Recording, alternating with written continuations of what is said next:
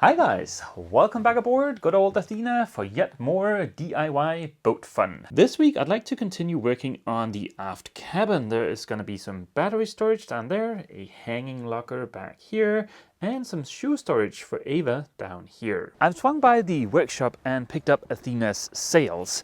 Hopefully I can get those bent on tomorrow. That way they'll be out of the way and it'll also show me exactly where to install the tracks. There's a single track for the staysail and 2 tracks for the headsail. This is Athena. I purchased her 5 years ago in Scotland. Since then I've been busy fixing things like rebuilding the entire deck, making structural repairs, rebuilding all of the interior, painting the top sides, and tons of other fun stuff that's documented right here on YouTube. A quick look at the countdown app shows that there's only 66 days until Ava arrives and only 95 days until we want to untie the lines and start the long journey to bring Athena from Europe to the US. That's a terrifying short amount of time considering, for instance, the state of the head. Last week I made good progress here in the aft cabin. I put up insulation, installed wooden slats, installed the isolation transformer and the inverter charger, and it's starting to look pretty dang spiffy in there. I'm waiting for some laser cut parts I need to secure the lithium batteries that are going to go right here. I can still go ahead and build everything, I just can't put the bottom in the battery compartment before I've got those laser cut parts. As you can see, I've got a nice bare canvas here to work with, so let's get started and see what this turns into. I started by securing the front of the battery compartment, but it turned out I had to move the temporary battery and some of the wiring to be able to build the rest. The first step was to put the front on the shoe locker. I used a piece of cardboard to get the shape roughly right. This doesn't have to be super precise because all of this will get painted, so I can easily fill any little gaps later. I trimmed the height of the front and then it was on to the supports. Every little piece of larch got rounded over so there are no sharp corners when you reach inside of the locker. Before building any more of the locker, I made a paper template of the shape of the hull. That'll come in useful later. A couple of spacers made sure that the bottom of the locker is nice and parallel with the top. Then I cut some holes in the front for the shoe locker and also for the hanging locker. And the very last thing I did yesterday was to use a little bit of thickened epoxy to glue in place all of the supports. This is what the locker looks like now. I think we're off to a great start, but only the supports are glued and screwed in place right now because I will have to remove the rest to be able to paint the inside and also insulate the hull. All of my painting supplies are up at the workshop, so I'll have to grab those before I can start painting. And also while I'm there, I want to modify this deck fill. It's going to start raining later today, and I really want to get this guy installed before it starts raining. So I'm under a little bit of a time constraint, so I'll be right back. Ta-da! I believe this is what is officially known as a hose barbectomy. It was a simple procedure. I chopped off the hose barb and tacked and then welded the threaded doohickey in place. I think I'll replace this 90-degree fitting here with a 45-degree fitting. That'll help the fuel flow better. I didn't think I had enough room for a 45, that's why I picked up this 90, but I think a 45 will work out. Of course, there is still the important question of why the heck am I doing this? Well, here in the cockpit I've got this hole that I used for moving the engine around. It made lining everything up a lot easier. And seeing as I've already got a hole there, I figured I'd put the diesel deck fill there. The hole is located here right above the engine, and there's not a ton of room in here, and I do not want the hose to sag before it connects to the diesel tank back there. I could just patch up and glass over the hole out in the cockpit and then re-drill it the next time I need to fiddle around with the engine, but I think it makes a lot of sense to use that hole for something, especially considering it'll spare me from drilling another hole in the deck, and also the hose for the deck fill to the diesel tank will be out of the way. If I place it anywhere else, it's going to be in the way in the middle of the cockpit locker, which is kind of limited on space already. For 2 of the 3 deck fills, for the waste and the water one, I'm going to use butyl tape. But for the diesel one, I'm going to use a little bit of Sikaflex 591 because I believe diesel breaks down butyl, so that would be a horrible choice for sealant for this guy. But yeah, let's get these installed. I've drilled holes, I've done a little test fit to make sure everything lines up the way I want it to. I've put down some masking tape, so let's apply a little bit of Sikaflex and get this thing smushed into place. Turns out I've got a case of prematurely stiffened caulk here. This thing is stuffed something fierce. So yeah, I've applied as little as I possibly could to this thing. This is gonna get a little bit messy. A little bit of boat yoga is required to get to the nuts, but it's not too bad. Look at that nice threaded connection up there, ready to accept some kind of fitting. And after a little bit of cleanup, that is the first deck fill installed. It looks like dark clouds are heading our way, so let me take care of these two last deck fills real quick off camera. The dark clouds disappeared for now. It's still supposed to rain later today, but that's fine because I've got a deck fill right there for water, a deck fill right there for poop, and of course the one for diesel. To be able to get to the poop deck fill, I had to empty out my treasure chamber here, at least temporarily.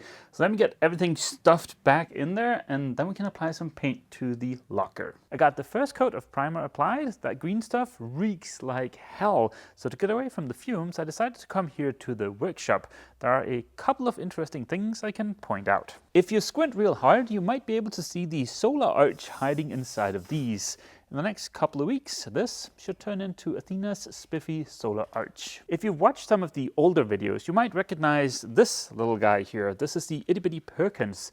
He's going to turn into a genset with the help of this alternator. The first attempt to turn this little guy into a genset didn't turn out as well as I had hoped.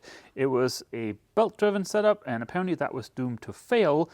But thanks to a mysterious donor, I've now got one of these, a flywheel housing. The alternator came with this interface, but to be able to get the alternator attached to the flywheel housing, I picked up this bad boy. I don't have everything yet I need to be able to finish the generator, but we're getting very, very close. The flywheel housing got super delayed because of COVID, so I was waiting for something like 6 months for that to show up. And then I was waiting about 4 months for this little guy to show up. He's a Bovex coupling. He's what's going to connect the shaft of the alternator to the shaft of the engine. I was in no rush because if I didn't get the genset up and running in time, we could simply just rely on the high output alternator on the main engine instead. But having both gives us redundancy, which is really, really nice to have. There are a few changes I have to make to be able to fit the bell housing. For one, I need to remove this plate. This exhaust is probably going to be in the way, and this reservoir for the coolant is definitely going to be in the way. I should probably replace this seal before we drag the thing aboard the boat, but for today I just need some measurements, so I'll just temporarily pop this back on there. Well, it seems like there's another little additional modification I'll have to make. The holes in the starter here are threaded, the holes in the bell housing are also threaded, but these are smaller, so wrong size and too many threads. But that's not important right now. For now, all I want to figure out is how exactly this Bovex coupling thing is going to work. The issue, or at least the way I've understood it, is that right now there is nothing keeping this spinning thing here in the alternator from going this way. This little guy is going to slide onto the shaft of the alternator, and then he's going to slide on in here. Depending on the spacing, I might have to come up with a spacer in here to make sure that the shaft in the alternator doesn't slide too far that way and the aft bearing in the alternator falls out or something weird like that. Right up until I replaced this guy with this guy, that job was handled by this that was housing this bearing in here. Seems like there's a distinct lack of anything guaranteed to be straight, so this piece of wood was the best thing I could come up with. I've done a little bit of measuring and checking, and right now if I do nothing, then this guy is going to sit roughly here, about 58 millimeters from where he needs to be. That's quite a bit of distance. Good morning, guys. I think I have all of the measurements from the generator I need. I will consort with people that are smarter than I to see if we can figure out the last few details, and then hopefully in a few weeks we'll be able to do the final assembly of the generator. This morning, with the help of the cement boat crew, we got Athena's sails bent on. It's not impossible to do on your own, but it is definitely much, much easier to do with a few extra hands. It also turned out that there was a little bit of fiddling required with the furling mechanism for the main. Martin is really good at stuff like that, so it was awesome to have them here. And that means I can move this task, the bend on sails task, into the done column. I've done a horrible job of keeping this up to date. I haven't added new tasks, and some of these are actually done. But yeah, I'll run through all of this, add the new tasks, get everything updated so that you guys can better keep track of the progress. I am 100% sure that right now somebody is typing a comment saying, "Oh my god, the world is gonna implode because you've got a furling mainsail. Please spare the wear and tear on your keyboard." In boating, as with any other topic, there are plenty of people with plenty of opinions, and I am also guilty myself of having opinions. But yeah, there are people that hate cruising catamarans, cruising boats with fin keels, cruising boats with furling mainsails, yet you see plenty of long-distance cruising catamarans, long-distance cruising fin-keeled boats, and long-distance cruising boat with furling mainsails. Now we're gonna stick with it because it's what we've got, and also, well, I'll much prefer to make up my own mind with the furling mainsail because there are plenty of cruising boats with furling mains, although I know some people are very passionate about not having them. But yeah, it's what we've got, so we'll stick with it. Anywho, it's time to get the first coat of paint on the inside of the locker. While I was waiting for the first coat to cure, I drilled a bunch of oversized holes for the tracks up on deck and proceeded to fill them with thickened epoxy. Starboard side track for the headsail, port side track for the headsail, and of course a track for the staysail. The track for the staysail I was able to place where the old track was using the holes in the bottom of the deck as a guide, but the tracks for the headsail, well, that's a different matter. Athena's headsail used to be sheeted in the tow rail, but that's no longer an option, so I had to put down tracks. So what I did was I went online and I found a bunch of photos of the Warrior 40, which is a little bit later version of the Warrior 38. They are 99.9% identical, and I used those photos to get a rough estimate of where their tracks are located, because most of those boats, at least all the ones I know of, came with tracks rather than sheeting in the tow rail. This is the track for the staysail, and it came with these little plastic insulator doodads to keep the stainless steel fasteners away from the aluminum. I really like that little detail. The track is from Runstan, and I am really hoping that this is compatible with Gahauer cars. I think it is, I just don't know for sure. This is the car we'll use for the staysail. This is from Runstan also, so I know that fits. But the thing is, the cars from Gahauer look really nice and they are a lot more affordable, so I'd much rather go with them for the headsail. I've got plenty of stainless steel fasteners, I've got plenty of butyl tape, so let's go ahead and re-drill the holes in the deck. Look at these beautifully filled holes. Now some of them are about 0.5 millimeter proud of the surface, so I'm just going to knock that down before I drill any holes. Look at that, all thickened epoxy, absolutely no plywood core. That means the core is completely sealed. Having drilled all of the holes and countersunk the top to allow the butyl tape to get a good seal, it's now time to put some butyl tape on the fasteners. And I am gonna try and do this as consistently as I possibly can. I'm using one of these little squares per fastener. Now, being consistent is not really that important in terms of getting a good seal. The excess will just squeeze out.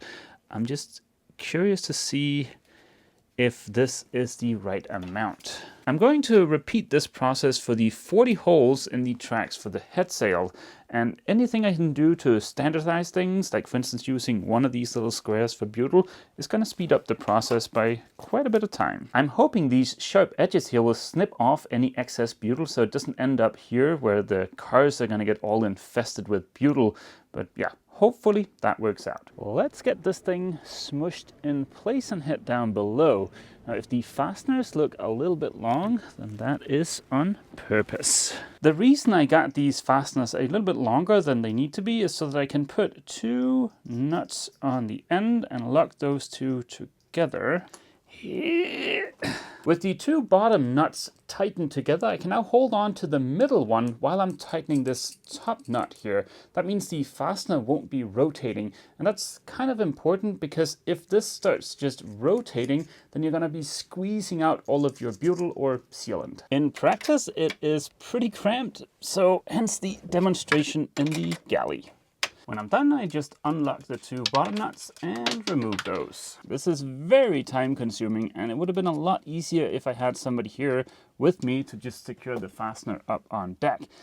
But Ava doesn't arrive for another 62 days. I got lucky. One of my boat neighbors here walked past and I shanghaied him to help me secure the fasteners up on deck. That was a lot quicker than this approach.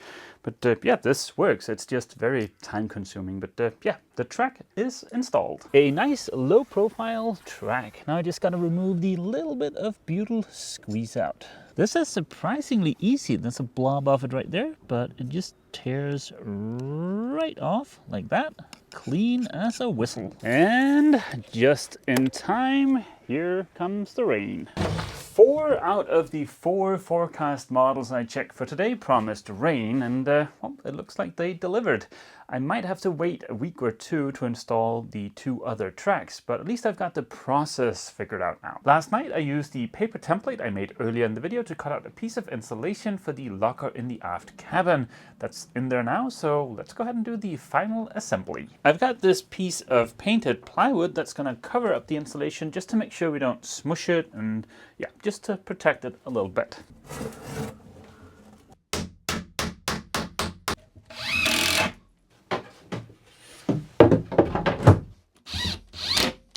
It's maybe not the prettiest thing I've ever built, but it's gonna be very functional. I know Ava's gonna love having the shoe storage down there and also a place to hang jackets and stuff right next to the companionway. In case you're wondering why the shoe locker is protruding this far out into the boat, it's simply just so that I could cover up all of the curvature of the hull. Whenever you have uninsulated hull that's exposed to the inside of the boat, you get condensation in cold climates, and that's annoying. And it's super annoying when it's down by the cabin sole or the floor, because it's hard to do anything about that. You can't really insulate it and walk on top of it. So yeah, covering it up like this is a good way to prevent condensation. And also, having this size, it should hold, at least hopefully it'll hold all of Ava's shoes. I'm pleased with the progress I made this week, although it would have been really nice to be able to show you guys a truly finished hanging locker, but at least I got it roughed out. So yeah, I roughed out the locker here in the aft cabin, I got the deck fills installed, I got the track for the staysail installed, I got the holes for the 2 other tracks drilled and filled, so those are ready to be installed as soon as the weather starts improving a little bit, and I figured out those details with the generator. So yeah, all in all, a pretty good week. Depending on what happens with those laser cut parts I need for the battery compartment next week, I might have to get started working on the head, which of course is going to entail a little bit of tidying up, but it's also the last sort of big untouched or semi-untouched area on the boat. While this video is rendering, I am gonna head up to the workshop and set up a little bit of a test to compare 2 different types of technologies for solar panels. One is crystalline panels, that's the traditional type of solar panels you see everywhere, and the other one is CIGS panels. That's a newer technology and it's supposed to be better in many regards. So yeah, that'll be an interesting test, and I hope I can include a little bit of that test in next week's video. With that little teaser firmly planted in the great hive mind, I am gonna end this week's video here. As always, feel free to leave a comment down below, and don't forget, if you've enjoyed this video, remember to leave a like. See you!